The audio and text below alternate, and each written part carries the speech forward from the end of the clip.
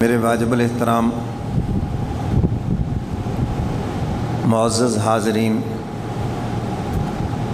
عشرہ ذی الحج چل رہا ہے اور یہ دن مٹی کو سونا بنانے کے دن ہیں۔ ان کے دنوں کا روزہ 1 سال کے روزوں کے برابر ہے، اور عشرہ ذی الحج کی جو راتیں ہیں، 1 رات کی عبادت کا ثواب شب قدر کے برابر ہے۔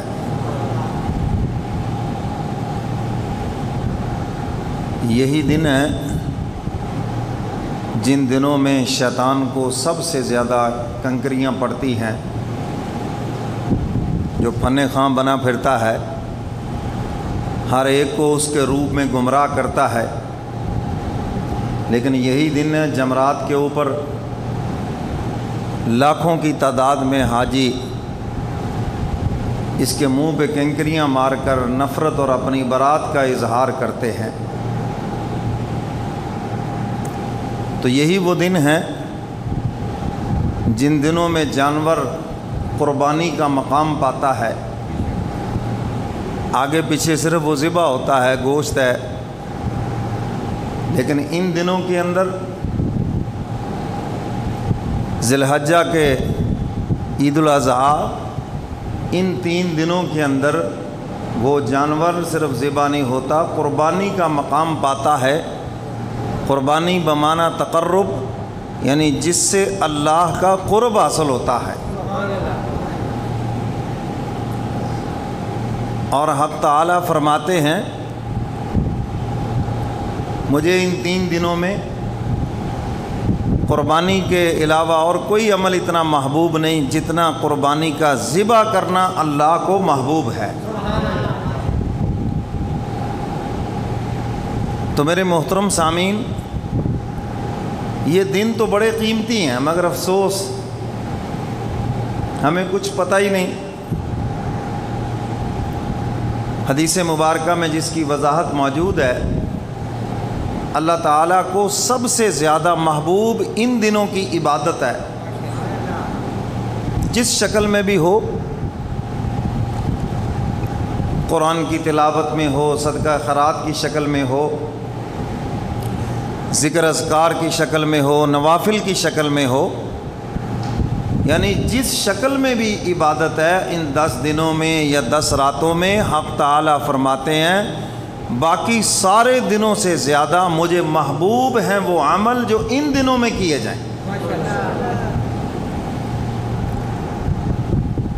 تو میرے محترم سامعین، ان 10 دنوں میں 2 عبادتیں ایسی ہیں جو پورا سال پھر نہیں ہو سکتی، ان 10 دنوں میں ہوں گی۔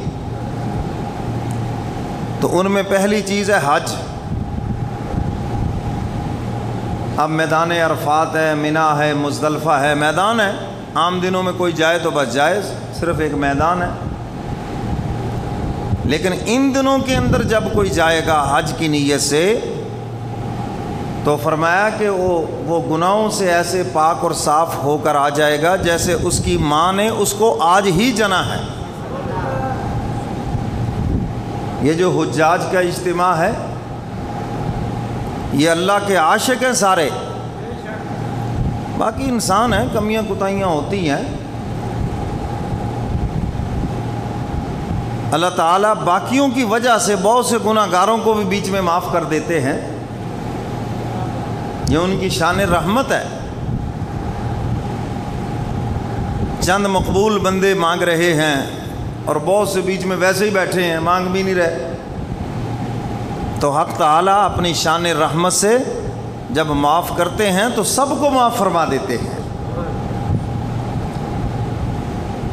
اور یہ جو حج کی عبادت ہے، عیدین اور اسی طرح جمعۃ المبارک، میں یہ بات کئی مرتبہ عرض کر چکا ہوں کہ یہ صرف عبادت نہیں، اسلام کی شان و شوکت بھی ہے،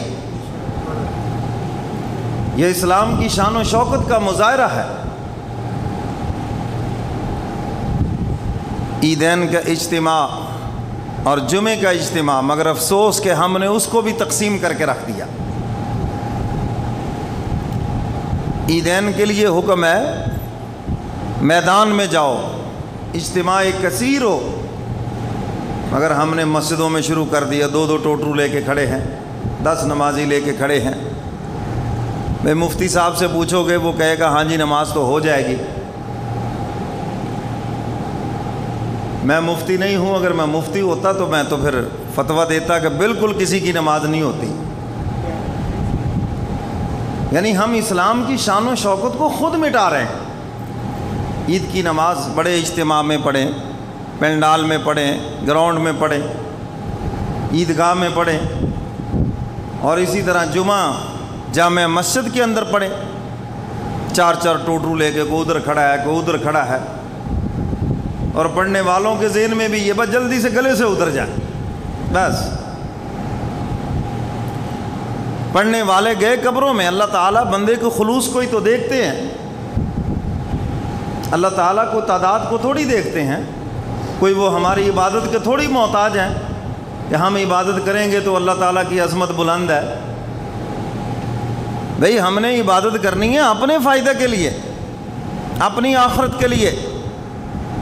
اللہ تعالیٰ ہماری عبادتوں سے بے نیاز ہے، وہ تو صرف بندے کا خلوص دیکھتے ہیں کہ خلوص کیا ہے۔ اب خلوص آپ کے سامنے ہے، سال کے بعد عید آتی ہے اور کوشش ہوتی ہے فجر کی نماز کے ساتھ ہی کسی طرح پڑھ دی جائے، یعنی وہ شوق و ذوق بھی ختم۔ کم از کم اتنا ٹائم تو دے دو بھی آدمی غسل کر لے، چلو آسانی کے ساتھ عیدگاہ کی طرف آ جائے کپڑے پہن کر۔ نہیں جی بس جان چھڑاؤ، گلے سے اتار دو، بوجھ اتر جائے، یہ قربانی کرنی ہے۔ بھئی 3 دن ہے قربانی کے، کوئی 1 گھنٹہ ہے صرف۔ جو ثواب پہلے دن ہے وہی دوسرے دن ہے، جو دوسرے دن ہے وہی تیسرے دن ہے۔ اتنا وہ طبیعت پہ بوجھ کیوں بن گیا؟ جلدی جلدی عید ہو جائے، جلدی جلدی قربانی ذبح ہو جائے، فلاں ہو جائے، بس جان چھوٹ جائے۔ اللہ تعالیٰ بندے کے خلوص کو ہی تو دیکھتے ہیں کہ تیرا خلوص کیا ہے، کیا محبت ہے، تیرے آنے میں کیا محبت ہے، میرا حکم پورا کرنے میں کیا محبت ہے، یہی تو دیکھتے ہیں وہ۔ ہم سمجھتے ہیں بس صرف ہم نے عمل کر دیا، نہیں بھائی، خلوص بھی دیکھنا ہے، محبت بھی دیکھنی ہے۔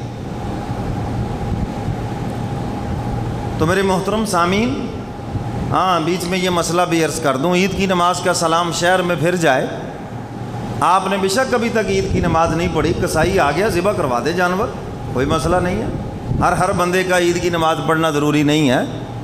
شہر کی حدود میں ایک جگہ پر بھی عید کی نماز پڑھی گئی، آپ چاہے 2 گھنٹے کے بعد نماز پڑھیں، قربانی کر کے تسلی سے آ جائیں، کوئی مسئلہ نہیں، ٹھیک ہے، قربانی بھی ٹھیک ہے، آپ کی عید بھی ٹھیک ہے، کیونکہ شہر میں ایک جگہ عید پڑھی گئی،